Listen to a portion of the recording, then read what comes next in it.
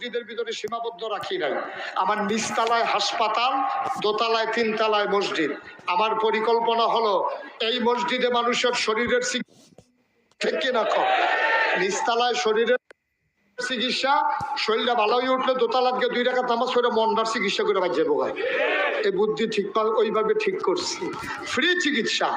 আমার মসজিদের বাজেট করা হয়েছে প্রথমে 15, পরে ধরা হয়েছে 30 কোটি টাকা প্রাক্কলিত ব্যয় ধরা হয়েছে। আমি মুশতাক ফয়েজি, আমি গরিব মানুষ, আমি ধনী মানুষ না। আমি নিয়ত করেছি 1 বছর মাহফিল করে যত টাকা পাই পুরো 1 বছরের হাদিয়া আমার মসজিদে দান করে দেবো ইনশাআল্লাহ। আমি 1 বছরে 25 লক্ষ টাকা মসজিদে দিয়া তারপরে কাজ শুরু করছি। মারহাবা বলবেন না?